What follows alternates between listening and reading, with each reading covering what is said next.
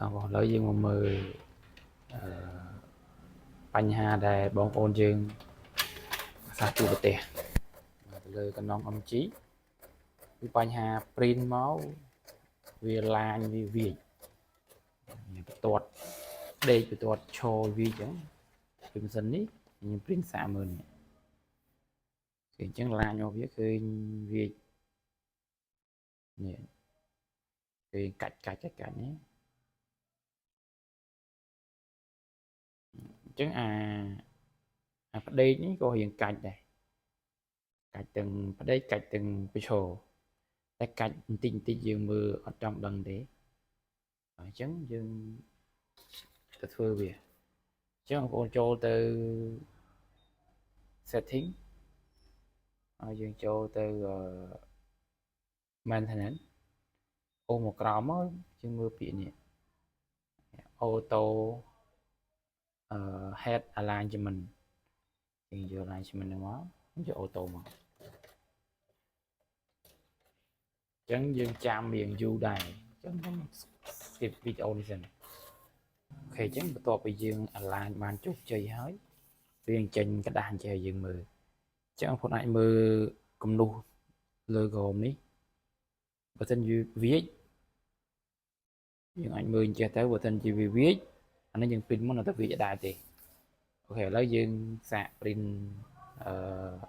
មួយស្លឹកទៀតយើងតេស្តហើយចាំខ្ញុំប្រាប់ថាបញ្ហាអញ្ចឹងវាដោយសារអីឥ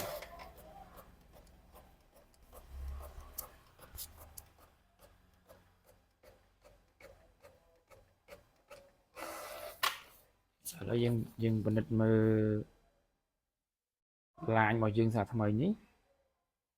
អញ្ចឹងយើងអាឡាញ head ហើយយើងឃើញថាវាមិនទាន់បាន 100% ទេតែអាចតែបានថា95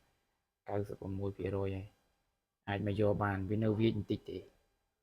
អញ្ចឹងយើងអាច align head វាម្ដងពីរដងអីទៀតទៅវាបានហើយបាទឥឡូវយើងនិយាយពីមូលហេតុដែលធ្វើឲ្យវាវាចអញ្ចឹងពិសេសសម្រាប់បងប្អូនយកទៅ print กระดาษស្ដើងដូចជាกระดาษកបោនបាទกระดาษកបោនវាស្ដើងអញ្ចឹងវាងាយនឹងធ្វើឲ្យជាប់ងាយជាប់ពេលយើង print ពេល print មកអញ្ចឹងពេលខ្លះទឹកថ្នាំរបស់យើងវាដិតខ្លាំងជោកខ្លាំងទៅกระดาษនឹងទន់ឬទន់ថែមទៀតអញ្ចឹងធ្វើឲ្យ head វារត់មកបុកជាមួយអាហ្នឹងជាប់ជាមួយនឹងกระดาษខាងសងងាកអញ្ចឹងដែកដើម្បី